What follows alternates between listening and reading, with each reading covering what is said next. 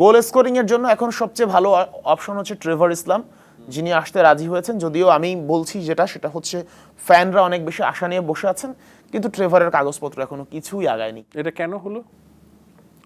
বলা হচ্ছে যে ট্রেভারের যে বাবার যে কাগজপত্র, সেগুলো হাতে লেখা পাসপোর্ট, এখনো বাবার পাসপোর্ট জমা পড়েছে, তার আপডেট এখনো হচ্ছে না, কাজে ধীর গতি, বিভিন্ন ধরনের আলাপ আছে।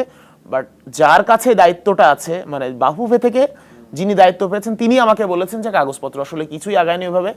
যে কেন আগায়নি, কারণ কি? মানে সময়ের অভাব, সুযোগের অভাব। কাদের সময়ের অভাব?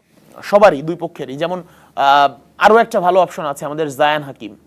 জায়ান হাকিম 7 খেলেন, নিয়মিত গোল পাচ্ছেন, এবং একই সঙ্গে তিনি একটা কোচিংও করেন একটা ক্লাবে, সেখানেও তার ক্লাব ভালো করছে। তার বয়স এখন কত? জায়ানের বয়স কম, 26-27 বা সামথিং। আমার এই মুহূর্তে কোচিং করাচ্ছেন এবং একই সঙ্গে খেলেন। কোচিং করালে হয় কি, তার নিজের সেন্সটা আরো বাড়ে। তো এই জায়ান হাকিম খুবই ভালো অপশন স্ট্রাইকারের জন্য। ট্রেভার ইসলাম খুবই ভালো অপশন।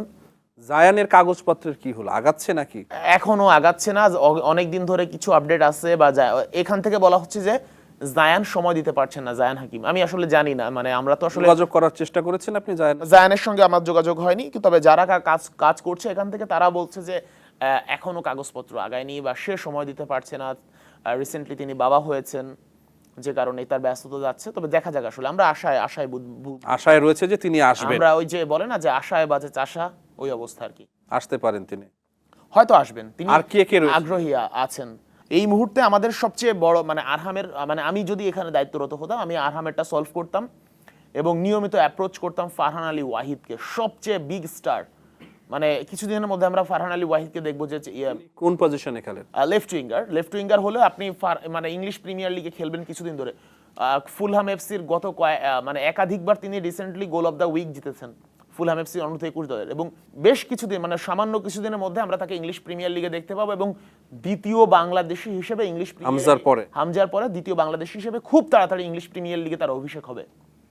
তাকে পাওয়াটা খুব প্রয়োজন। আপনার ইংলিশ প্রিমিয়ার লিগে খেলা লেফট উইঙ্গার যে মানে মাঝে মধ্যেই গোল পাচ্ছে, গোল অফ দ্য উইক জিতছে, সপ্তাহের সেরা গোলের পুরস্কার জিতছে, তাকে আমাদের মতো এইসব পজিশন এনে খেললে কি হবে? যে হামজা ডিফেন্সিভ মিডফিল্ডার, যে হামজাকে আমরা লেস্টারে গোল করতেই দেখি না, সেই হামজা যখন 6 ম্যাচে 4 গোল করে ফেলে, আর তখন ফরওয়ার্ড লাইনের একজন যে মাঝে মধ্যেই গোল পায়, নিয়মিত গোল পায়, তাকে আনতে পারলে আমাদের এইসব কন্টিনেন্টে বা এইসব স্ট্যান্ডার্ডে কি মনে হচ্ছে আপনার, উনি কি আসবেন নাকি?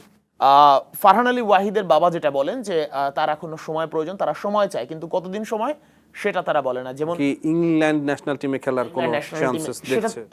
খুবই ভালো চান্স আছে তার। He is too good. কিন্তু প্রবলেম হচ্ছে কি এটা জানেন, আমরা নিজেকে নিয়ে তো স্বপ্ন অনেক দেখি, প্রত্যেক মানুষ অনেক স্বপ্ন দেখে। তবে এটাও সত্য, ইংল্যান্ডে ওই পজিশনে এত ফুটবলার, হয়তোবা অনেক অপশন রয়েছে, তিনি যদি খেলেন হয়তোবা 2-4 ম্যাচ খেলবেন, এরপরে দেখা গেল আবার হারিয়ে যাবে। কিন্তু বাংলাদেশে আসলে কিংবদন্তি হয়ে যাবে, একদম মানে মাথায় তুলে রাখবে বাংলাদেশ, হামজার মতো হয়ে রাখবে। তো এটা আসলে মানে তার জন্য ভালো হবে বাংলাদেশের হয়ে খেলা জাতীয় দলে।